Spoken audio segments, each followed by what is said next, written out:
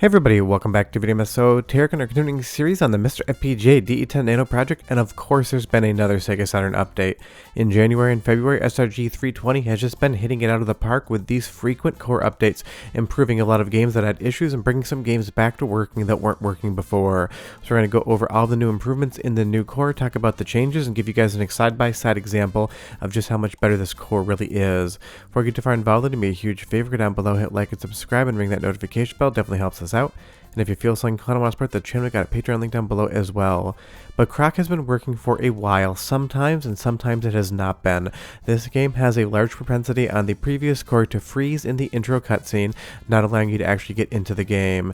Now this is the new core, and I will tell you when we pivot over to the old core. There are still some weird little graphical glitches here and there. It seems like the ordering and priority of some of the artwork is not correct, but you can get into the game, you can navigate around, and you can play Croc with just a few graphical glitches, which is better than it was before. And this is an awesome platformer, maybe not as fondly remembered as something like Spyro or Crash Bandicoot, but it is a lot of fun and definitely worth checking out on the Saturn, because it's not like the Saturn had a ton of 3D platformers for you to enjoy.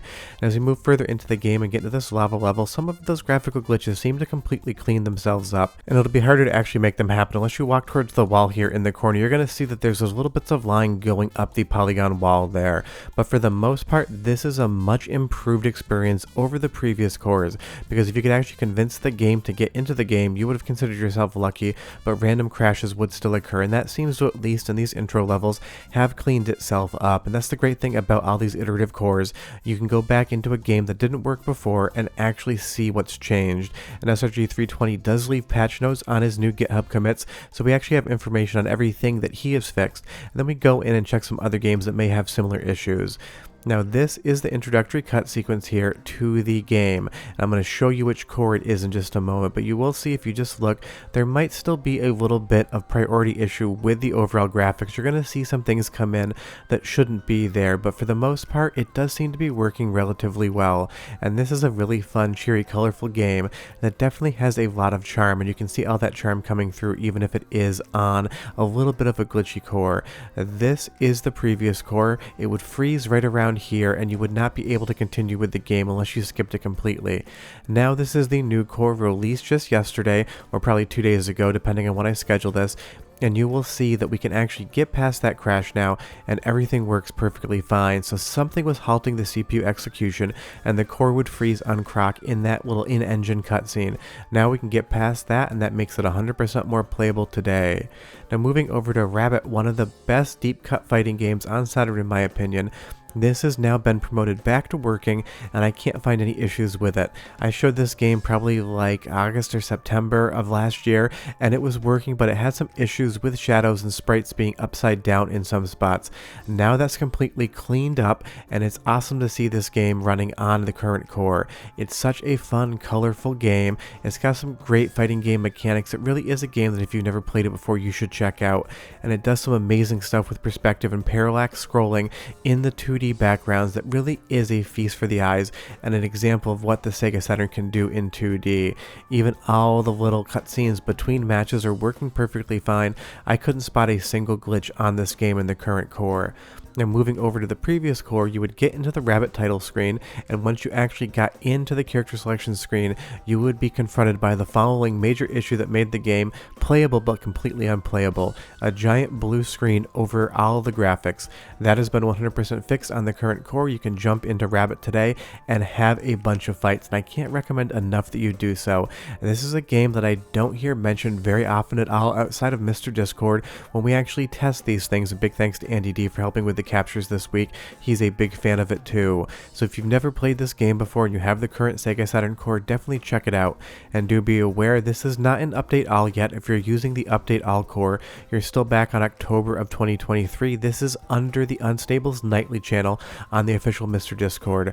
But the sound quality in this core is improved as well, so go ahead and listen to Rabbit for like 45 seconds and I'll be back with more games that have improved.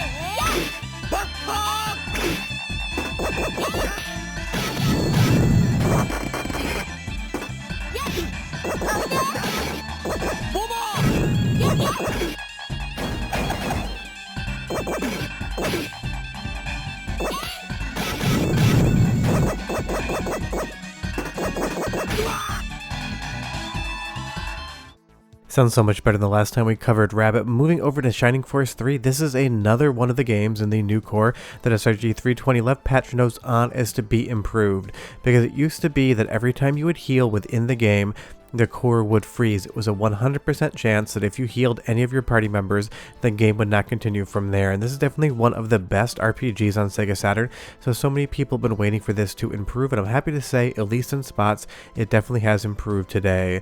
But let's jump right into a battle so we can see it in action. If you take any character that can heal and you move them up to any other character, when you would go through the heal animation, the core would just completely soft lock in and of itself, and you would have to reset or reload another game. You'll see here now, if we use magic, recover HP, and heal, you're going to go into the actual options, you're going to select a character, and you're going to get the full heal animation, and the game is going to be able to continue from there. This is 100% improved from the last time we take a look at this game, but unfortunately, other things will still freeze. So this is an improvement, but still not a game that I might recommend you start playing today, because you'll see here we're going to attack the Masked Monk, and everything works totally fine. We get into that 3D fight engine, and it looks good. And we're going to do the exact same thing here with another character. We're going to just do a basic attack as well, and you're going to see that in this instance, unfortunately, once we get into the animation, the core freezes up. So this is an improvement. It should be celebrated. So many of you are interested in seeing Shining Force 3 running on the Saturn core, and while it is improved, it's still not 100% of the way there yet, but hopefully very soon we will have that. But we do have other games to talk about here today. Now let's move over to Cotton 2. Again, another awesome game on the Sega Saturn that if you've never played, you definitely should check out. This has been running for a while, but it's been running with graphical glitches that, while not game breaking in and of themselves, were definitely noticeable and not running like real Sega Saturn hardware would. And obviously the goal of any core is to replicate one-to-one the original hardware performance. This is stage 2 on the current core. Watch the clouds in the background. They're distorting, they're bending, and they have this wavy effect to them. This is being done in one of the VDP chips, but it is a really effective effect, and you can see it all looks like it's coming together nicely in the background. In just a moment, we're going to switch over to the previous core, and you're going to see a fundamental difference. So this is a small fix that kind of takes care of a little bit of the graphical effects that VDP 1 and 2 could do on the Saturn that weren't 100% on MiSTer. As we move over to the previous core, you're going to see those strips in the background. They're not lining up correctly. They're off of their sync. It just doesn't look the same as the current core. So this has been something that has been patched up in the current core, and it is awesome. That brings Cotton to 100% playability, and I didn't notice anything in any of the other footage that would lead me to believe it was doing anything else other than real Sega Saturn performance. But let's pack back over to the current core, and you can see again that sky in the background. All of those issues are 100% alleviated, and they are no longer there. If you notice anything else in the capture, do let me know, but all of the 2D art, all of the effects from VDP 1 and VDP 2 just seem to be executing and rendering like you would expect them to on real Sega Saturn hardware. And again, this game is an absolute banger. If you've never played it before, I can't recommend it enough. It's fun, it's challenging, and on the current core, everything seems to just be doing exactly what it should. So it's another awesome improvement to an awesome game, and one that if you played before and noticed glitches in, those should be totally alleviated now. Speaking of graphical glitches, let's take a look at Bug. As we move forward here, watch the ground layer and watch the background layer. This is on the current core, and this is what they should look like. It's kind of an interesting infinity plane effect on Saturn, where that ground stretches almost into infinity until you hit that background layer, but it all does come together as a quasi-effective effect. I'm not saying this looks perfectly 3D, but it looks 3D enough for the Sega Saturn. Now if we move over to the previous core, you're instantaneously going to see issues with the background layer as well as the ground layer. They're going to pop in and out of existence, they're going to flash around, and they're just going to have some graphical corruption. It doesn't in any way, shape, or form affect the actual playability of Bug, but it is not correct, and that has been 100% fixed in the current core. If you stand in the right spot like this, you're going to see that that problem definitely persists the entire time. So it seems to be something about the distance of the camera in engine to the actual background layer, and it seems like maybe it's another one of those priority issues is how the graphics are actually set into a 3D world. Now when we move back over to the current core, that is 100% taken care of. I don't see anything in this capture that leads me to believe that the game is doing anything wrong. And Bug is a fun time. It's definitely not the best 3D platformer on the system, but people seem to discount this game. So if you've never played Bug or the sequel Bug 2, definitely check them out. They are fun, they're unique, and they have a very different sense of 3D than pretty much anything else you saw in the generation. And now on the current Sega Saturn core, they're working so much better than they were before. And that's where we're kind of at with the core at this point in time. The games that work are getting graphical improvements, and some of the games that didn't work before or were broken in regressions are now coming back to working status again. And I can't wait to see what the next core brings, because SRG 320 is continually iterating on this, and the patch notes that he leaves on the GitHub commits are awesome. And again, if you know of a glitch in a game, go ahead to the GitHub and submit a ticket. There seems to be that he's going through these tickets and fixing things as he develops the core. So make sure if you see something that we haven't seen yet, you do mention it. It is helpful.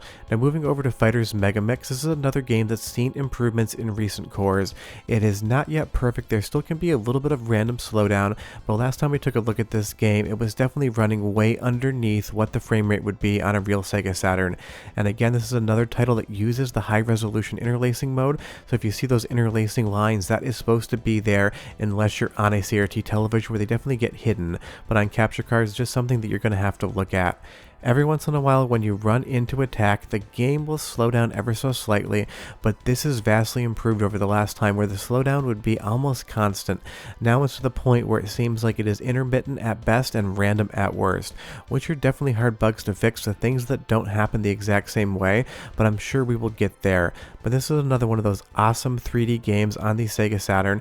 Sega made so many amazing fighting games this generation, so getting Fighters Megamix working better is in of itself an awesome new thing for the recent cores. This is one of those games, if you had a Sega Saturn back in the day, I'm sure you played this one, and if you've never checked it out, definitely do so. And it's one of those improvements that it just makes the game so much more playable. Sure, you're going to hit a little bit of random slowdown here and there, but for the most part, you're like 95% fluid on all of the matches. It's only like maybe 2 or 3 seconds per match you're going to actually have the engine slow down. And because the physics are tied to the frame rate, the entire game is going to slow down for those few seconds when it occurs, and that was one example right there. But I'm sure this is something that can be worked on. I'm sure in new cores, this might be something that we see improved. But if there's any other games I haven't tested recently that you'd like to see retested on the channel, leave me a comment down below and tell me what they are. I can't promise I'll get to every single one of them. Saturn does have a big library, but I will try my best to get everything in. But if you want to play Fighters Megamix today, you can absolutely do so. You can see the credit scroll. Big thanks again to Andy D for helping with this capture. He was on fire that day and ran through the entire roster and even put my own initials in the end. But yeah, it's another game that you can play on the core today. You can see the credits, and it is relatively good on the performance front. And that's the current situation with the current Sega Saturn core. Obviously, next time we get one, I will go through the patch notes and make sure we have another testing video. But do let me know down below again if there's games I haven't shown in a long time that you want to see the current status of, because it would be fun to go back through the library and check them. But at this point in time, we've probably featured like 400 to 500 different Sega Saturn games in all of these videos, so even I'm losing track of what I've covered. Short of that, there's a new Saturn core. Go over to Mr. Discord and grab it, install it, and have some fun. But I'm done here, and I'll see you next time. Bye-bye.